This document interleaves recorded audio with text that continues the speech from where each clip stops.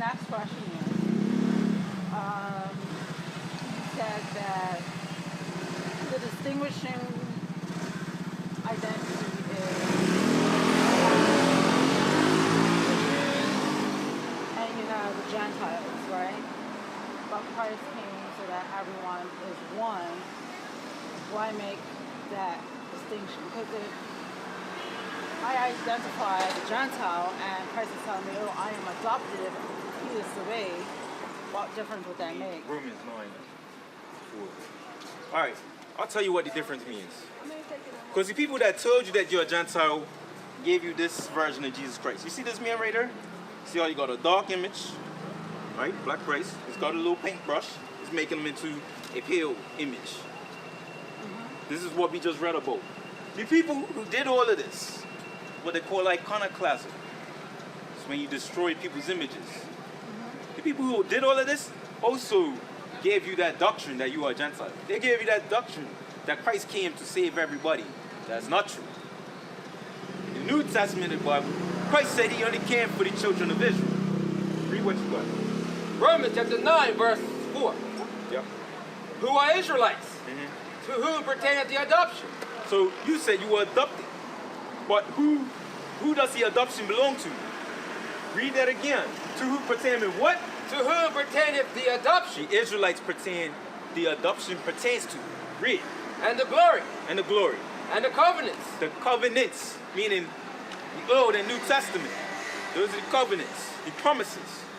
Read. We're going to get you. And the giving of the law. The law was given to the Israelites. Read. And the service of God and the promises.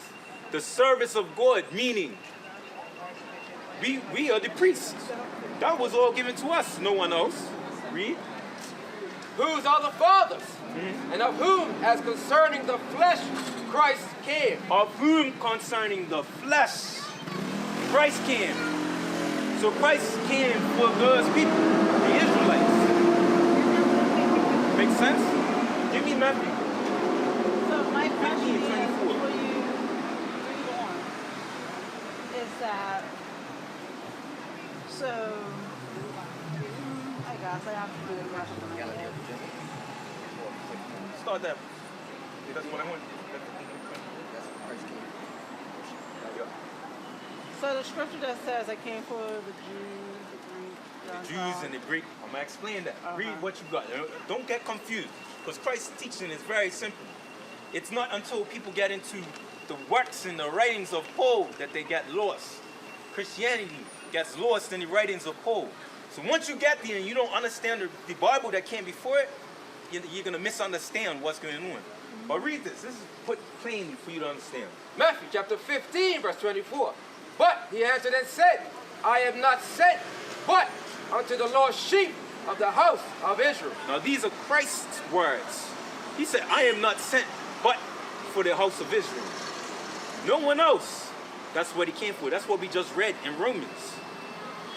That the glory, the adoption, the covenants, all of these things, the giving of the law, Christ all came for Israel. We're reading the same thing. But now when we get into Paul, give me hard to be understood. Yeah. Once we get into Paul, everybody gets lost. I'm gonna show you why they get lost. Read. 2 Peter chapter 3, verse 16. As also in all his epistles, speaking in them of these things. So this is Peter referring to Paul. In all these epistles, the epistles of Paul, referring to these things, read. In which are some things hard to be understood. These things are hard to be understood. And these are people that were learned men. They're saying, look, his writings are hard to be understood sometimes. Because his writing has one that has a lot of understanding. Now people without any understanding are picking it up, trying to interpret it, and they can't.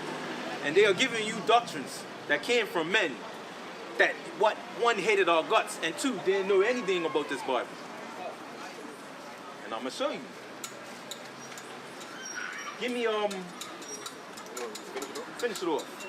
Which they that are unlearned and unstable rest, as they do also the other scriptures, unto their own destruction. So those that can't understand Paul, do so because they don't understand the other scriptures, because they are unlearned and unstable to earn destruction. So whatever doctrine that's coming out, these false doctrines from Christianity that all are contingent on Paul's their personal interpretation of Paul going to Gentiles, that's to earn destruction. That's for them to die in. So now give me Galatians. I'll show you where they got lost. Galatians 3:16. Jews and the Gentiles. They say the Jews and the Gentiles and all. Christ came for everybody. We're all one now. Read that. Shalom, Israel. This is Bishop Nathaniel. I want you to know that you can view all our Sabbath classes live on IUIC TV. That's right, I said on IUIC TV. Download the app today. Shalom. Galatians chapter 3, verse 27. For as many of you as have been baptized into Christ have put on Christ. There is neither Jew nor Greek. There is neither bond nor free. There is neither male nor female. For ye are all one in Jesus Christ. So now this is where everybody gets lost. They fall off the horse. There was never one horse. Why is it referring to Jews and Greeks? Do you know where Galatia is? In between Europe and Asia. I don't know what it's called. Middle East. What they call Asia Minor. If you look at this map, it's in that area of Turkey and Greece. Now, if you know anything about that area historically the Greeks conquered all of it. Under Alexander the Great. Right? And what happened after he conquered it? They also conquered Jerusalem. They conquered Judea at that time. Right? 2 Maccabees 6 and 6. When they conquered us, we were no longer allowed. We were no longer allowed to keep the commandments. We were no longer allowed to call ourselves Israelites or Jews. It wasn't allowed. So we were calling ourselves Greek. Read what you got. This is some history out of the book of the Maccabees. This is in the Apocrypha, which is Greek for hidden, meaning they took these books out. And now the understanding is lost. People go straight to the New Testament, don't know why they're calling these people Greeks. The entire Greek captivity is removed out of the Bible. Read what you got. 2 Maccabees chapter 6, verse 6. Neither was it lawful for a man to keep Sabbath days. It was not lawful by order of the Greeks that conquered us. Read. Or ancient feast, or to profess himself at all to be a Jew. So you could not call yourself a Jew. If you didn't call yourself a Jew, you had to call yourself a Greek, because they were what they called Hellenized. Today, it's the equivalent of being Americanized or Westernized. You follow Western ways, American ways. Those are our people today. Our people are Greek. So, put it in layman's terms, after being conquered, specific set of Jews were then told to be referred to as Greeks. Now, if you read verse 9. Verse 9. And whoso would not conform themselves to the manners of the Gentiles should be put to death. You didn't. You said, no, I'm going to continue to keep my laws.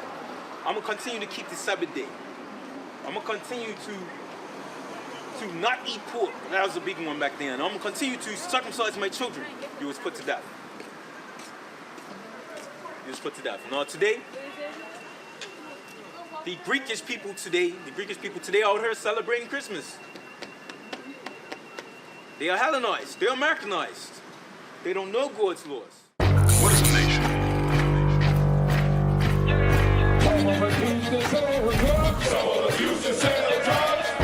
Nation is men leading by example.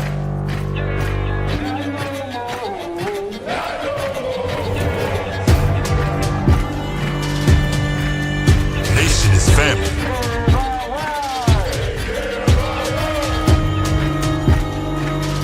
Nation